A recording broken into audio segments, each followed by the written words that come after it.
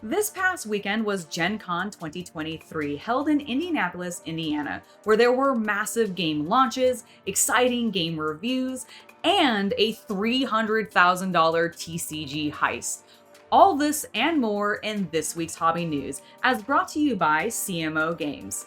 My name's Angela, and welcome to Hobby Night.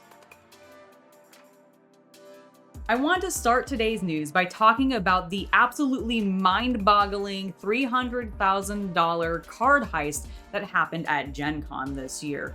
What ended up occurring is two gentlemen, this guy here that you can see, and then his buddy here with the pallet that they ended up stealing, walked into the Indianapolis Convention Center and Lucas Oil Stadium and grabbed a pallet jack, as you can see in this photo here, and then proceeded to walk off with an entire pallet's worth of TCG cards. Now, the cards on this pallet that we're looking at here are estimated to be a mix of Magic the Gathering, Pokemon, and Disney Lorcana products, which Disney Lorcana is due to debut at GenCon. In fact, that was its first time being seen by anybody. Anybody was able to get their hands on it. So losing some of that product potentially to these two thieves is pretty detrimental for Ravensburger, because that limits how many products they're actually going to be able to sell to the participants of the convention. And that really, really sucks. It also raises a huge amount of just security issues for the convention center itself. It looks like they just casually walked in,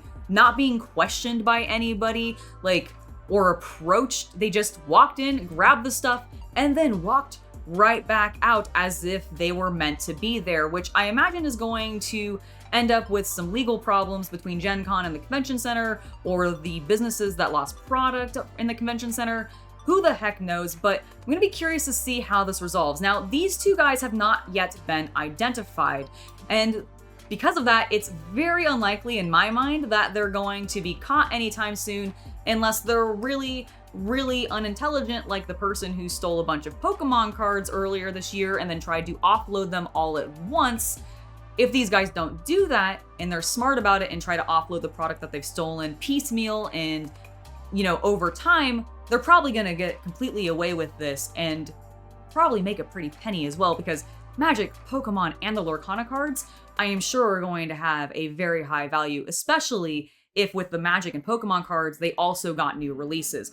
Obviously, the Lorcana stuff is brand spanking new. It debuted at Gen Con, but the other ones could be just as valuable. I would love to know what your guys' thoughts on this heist are. I'm completely blown away. What can the convention center do? I'm sure the companies are going to be fine. I'm sure their insurance is going to cover the loss, but it really sucks for the participants. Were you at Gen Con, and did you hear about this happening while you were there, or did you find out about it later? Let's talk about it. Now, the card heist wasn't the only card-based disaster that happened at Gen Con. Oh no, we have one more to talk about, and it specifically involves the debut of Ravensburger's Disney Lorcana. This card game has been highly anticipated. As you can see from the picture on screen, very, very highly anticipated. And the absolute disaster that the line turned mob turned line that happened with this particular debut is absolutely insane. Let me describe to you specifically what happened as we continue to look at even more pictures of the absolute mob that this became. The grouping of people who were wanting to get Disney Lorcana, as you can even see from this tweet here, some people got in line as early as midnight to be able to get this product, which is absolutely bonkers. Gen Con is a 24-hour con, so you can absolutely remain in the convention center for that length of time, but to wait in a line simply to be able to get your hands on this new Disney product, I applaud the people who did it. I'm also sorry for you all, because they ended up being in the wrong line. But before they even found out that they were in the wrong line, Gen Con's staff came out and decided to disorganize things a little bit somehow by trying to fill in as much space as possible, turning the line in from this one very nicely organized thing, like you can see here, where it's a little bit more organized, into a giant crushing mob, trying to fill in as much space as possible. Then, when all of these people were finally let into the convention center's hall where they were having the retailers be, they were in the wrong line. Ravensburger had actually set up an entirely separate line that they had to get back into, and then ended up potentially not even getting product that day because those people who had been waiting super, super early in line then were ended up in the middle of the line or even the back of the line, unable to get product because they ran out for that day. I just cannot believe the disaster that this ended up turning into. And on top of all that, there was a heads up from Ravensburger to anybody wanting to purchase Disney Lorcana product that your convention badge was going to be hole punched so that you could only end up getting one set of things during the entire convention, which honestly does make sense to some extent because you do want to make sure as many people as possible can get their hands on the new product, especially considering you may have had some stuff stolen. However, that really sucks because like, I don't know, it feels, my badges are sacred for some people, and I feel like hole punching them might just really like offend somebody. And I just cannot believe how much of a disaster this actually ended up being. The craziest thing about this line/mob that it turned into is because this is a Disney product specifically, there are guaranteed to be people amongst this crowd who have never been to Gen Con before, have never even possibly heard of Gen Con before, because all they are Disney files and they really just want to get their hands on this product. So you have that on top of all of the just normal Gen Con like hype of new game, we gotta try it out, we gotta get our hands on it, we gotta be the first ones, because that's what a lot of people go to Gen Con for. Expedited by the fact that the Gen Con staff ended up disorganizing the line, turning it into this big mass of people as we're seeing.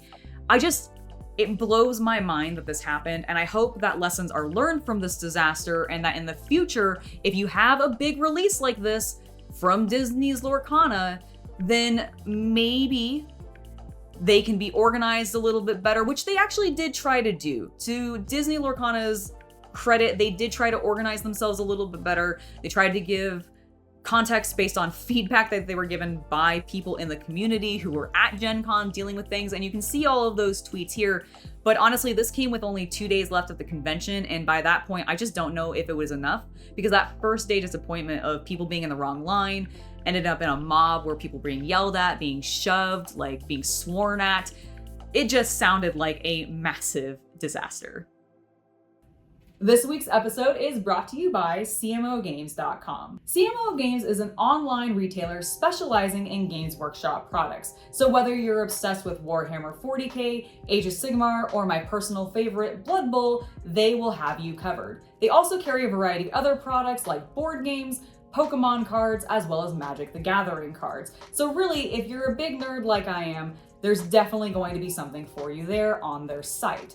I also want to let you guys know that right now, they currently have available boxes of Leviathan. So if you happen to miss that, maybe you weren't able to get your hands on one from Games Workshop or your friendly local game store, well, they have some currently available online, and if you're in the continental US, you buy the box set, you will qualify for their free shipping deal. There is a link that I've left in the video description below, and if you use that, not only will you be supporting a privately owned business, but you'll also be supporting this channel, and I would really appreciate that. So definitely make sure to check out CMOGames.com today. Now let's go ahead and get back to the news. Not to be outdone by cards, Dungeons & Dragons had its own controversy this week. It has recently come out that an artist working on the upcoming Dungeons & Dragons release, Bigsby Presents Glory of the Giants, used AI to polish and detail his artwork that he was submitting to the book. As you can see, it was certain details or polishing and editing, so it wasn't completely AI derivative, and you can actually see the piece of art here. On the right-hand side here, we can see the artist's initial sketch, and then on the left is what was presented to Wizards of the Coast, and I presume is going to be in the first print run of this new title that is releasing from Wizards on August 15th. Like, it's so close to its release date, and this news has just come out. I can't imagine that they're going to be able to pull the books or change anything until they do a second printing of said book. So I do expect you'll see this artwork in there. But because of this controversy, because Wizards of the Coast is not exactly happy that this gentleman has used AI to polish his art, they've actually updated their policy and have made it so that going forward, artists are not allowed to submit artwork that has used AI to help generate it. They want the artists to be submitting art they themselves have actually handmade or even painted digitally, but they don't want any AI derivative art, is what we're saying. Because a lot of this controversy has also brought concerns of what happens if D&D starts using AI to write its rules? Or the fluff text? Are we going to see a bunch of creative jobs get lost because of all of this AI work that can be done in the same way, but without having all of those extra bodies to actually do the work? Well, it seems like Dungeons & Dragons is actually taking a stance against that, which I, for one, am really happy to see, because I have friends that work for Wizards of the Coast who do some of the art for the games and also for Magic the Gathering. And I don't want to see those people lose their jobs. I also don't want to see the creative writers or the designers lose their jobs because it's also taken over by AI. So I, for one, am actually really happy to see Dungeons & Dragons actually update their policy after this AI art was discovered. And instead of embracing it, they've said, no, we don't like that. We'd like you to actually do the work, please. Next, let's go ahead and talk about some of the exciting new previews that came out from GenCon, starting with a brand new core set for Marvel Crisis Protocol from Atomic Mass Games. Let's watch the trailer. Ooh. I hope some of these buildings actually come in the core set and they're not just sold separately. Ultron, nice. Ooh, that Spider-Man looked great. Oh, that Natasha looked amazing. Look at that Natasha. Oh, the Black Widow looks cool.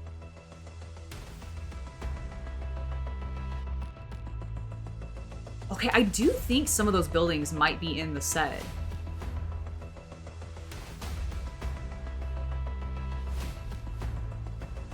Winter Soldier.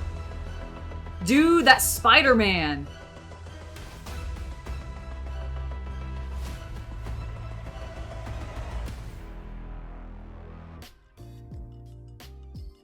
Oh my gosh, I am so pumped for a new core set for Marvel Crisis Protocol. It is a fantastic game that I've played a couple of times, but not too often. But honestly, I love collecting the models from the game. Also, the terrain is super cool to build. And I want to go back and look at that. Yes, here it is. I really like this Natasha sculpt. The fact that she is just kneeing an Ultron like robot in half is super cool. Love the grouping of Ultron bots in the same way that they do the droids in Star Wars Legion and Shatterpoint. But the thing that I noticed is in the background here. So I don't know if some of these larger buildings are actually part of the set, but I have seen some preview images that this building in the background behind Natasha and these Ultrons is part of the set. And the thing that I love about it is, look, there's Ultron robots like in half crawling out of the debris. And I just think that is such a cool cinematic touch that I love. I absolutely really love seeing, and I want them to do more of. So if that is the direction that they're going with some of their terrain designs as they go into, I think, the 4th year of Marvel Crisis Protocol. This fall marks the 4-year anniversary for the game's launch, which is why I actually do expect this game to be coming out. When they say fall, I expect it to be sometime around November. If I remember correctly, I think when the game originally launched, it was a just before Christmas launch, and I do think it came out early November, possibly in October. But that is my expectation for when we can get our hands on this new core set for the game, which does include just a ton of really cool characters, as well as villains to be able to run, which is just really, really cool. And I can't wait to get my hands on it. If you thought we weren't going to be talking about anything Warhammer this week, well, you're wrong, because Age of Sigmar has announced the full line for Cities of Sigmar, which are all of the beautiful Empire boys in their new form. And frankly, I continue to think that they look majestic. And we have the final few models from the line now previewed for us. Let's watch the trailer. They all look amazing. I just want to tell you now, they all look amazing.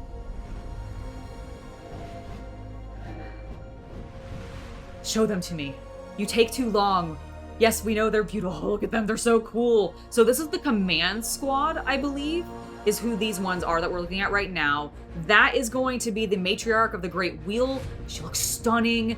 We've got, I believe that's the Free Guild Cavalier Marshal. And then, of course, we have our cannons. I love cannons! They look so big and cool, and I love the skeleton. Just, oh, so good. Just this entire line looks so amazing, and I can't get over it. I really, really, really can't get over it. It's so good! They're so good! They're beautiful. All of them. I really want this army. I know I've said that a bunch of times every time we've been watching all of these previews, but I am blown away by the look of this army. I am definitely going to be collecting the cities of Sigmar, especially since I don't know if we're going to see the return of the Empire in Old World, because we have these guys. So I feel like this is going to be the one way for me to get them, and I really, really want them. Oh my goodness, do they look just absolutely stunning. So let's look at it in a little bit more detail, because obviously we have some close-ups of the model. So this is the matriarch on the Great Wheel.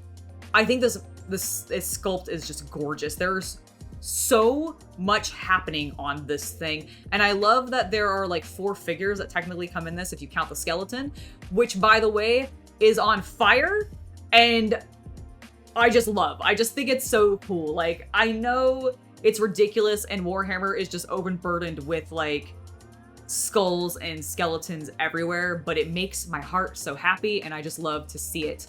But she's not the most amazing thing from this list. No, we have the Ironweld Great Cannon, and let me just say, I love cannons. Bitches love cannons, and this is a big, big cannon, and I want multiple of them. I also really enjoy these types of models where you have multiple figures and they're interacting in a scene. I think that's actually what I like about the Marshal as well, is it turns into its own scene even beyond just being its own figure, if that makes sense. And I really, really enjoy that. So loving the cannons. They look fantastic. We have the Free Guild Command Corps, which is just stunning. And the best part, and I want to make sure I pronounce this thing's name correctly, it is a Gargoylean, which I have never heard of before, but it's adorable and I want one.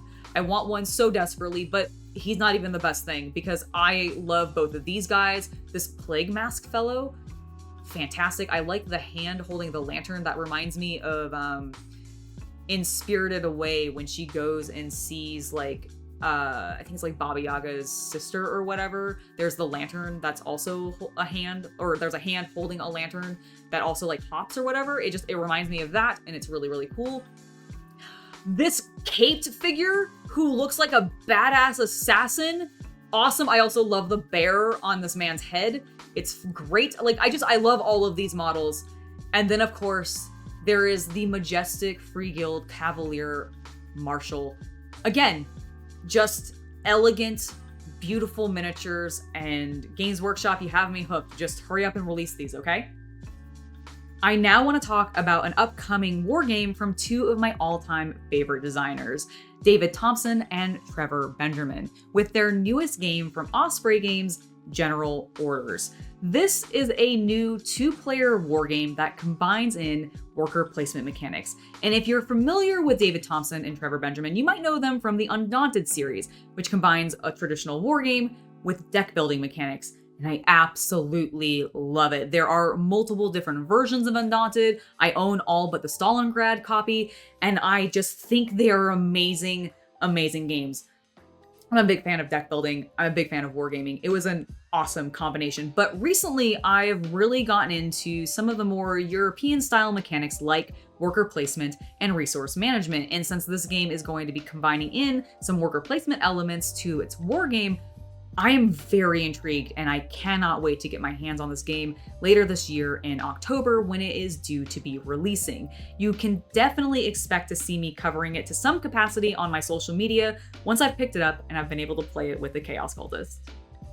It seems people just can't help themselves right now. They find a video game that they really, really enjoy, and they gotta turn it into a tabletop board game, because that is what is happening for EVE Online, the massively multiplayer online game that has been running for ages and is a giant space epic, involving a lot of ships and a lot of economy. I'm going to be curious to see how this 4X gets translated into a tabletop game. I absolutely think it's possible. I just want to see exactly how Titan Forge is going to do it, because they themselves, from my understanding, don't have that many game systems underneath their belt. While they do have Grid Wars and Bloodfield, I don't know how many other titles they've specifically worked on, but I do know that their miniatures are absolutely gorgeous. So I expect the ship designs in the EVE board game to be fantastic.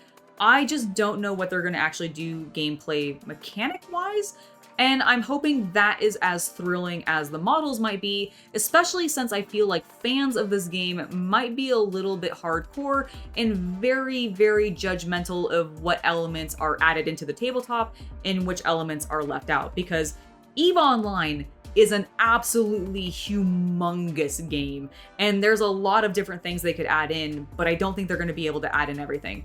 So it'll be interesting to see how Titan Forge handles it. Last but not least, I want to talk about an upcoming movie adaptation of Monopoly. Yeah, you heard me, a Monopoly movie, because, you know, Battleship and all these other movies about board games have not been enough, and they've definitely all been super, super successful. So why not make a Monopoly movie? Now, this one could be interesting, because Monopoly originally was called The Landlord's Game. And so I could see whatever they end up doing with this movie potentially being tied a little bit more to the original ideas of the Landlord game, and being about how, I don't know, the housing market is crap right now and no one can afford houses, or maybe it's going to be set in a time period when you could afford houses and that was actually good, and that's where the Monopoly part of it will come in. I have no actual idea, but this movie is being brought to us by Lionsgate. It's supposedly going to be starring Kevin Hart, which I hope kind of means that The Rock will end up being in this movie too, as they're very good friends and they end up being in movies a lot together. So here's hoping. And then it's going to be directed by Tim Story, who is the man who worked on The Blackening and Ride Along. So I do wonder if this is going to end up being a little bit of a comedy, perhaps, or if it's going to end up being more serious. I have no idea. The one main thing that I do know is I just really wish that when it comes out, I could go and watch it with Adam Blampier of No Rules Barred, because I think it would just be hilarious to watch his reaction to a movie about a game that he absolutely loathes. It would be perfect, and I would want to see every expression. But other than that, I have no idea what to expect of this film, and I look forward to the first trailer.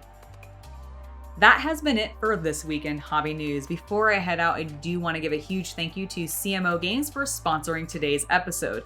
I also want to encourage you guys to let me know down in the comments what previews at Gen Con did I miss that you're most excited about, because I talked about a tiny, tiny portion of all of the reveals that happened, and I know there are tons of things that you guys might have seen that I may have missed. So do let me know down in the comments.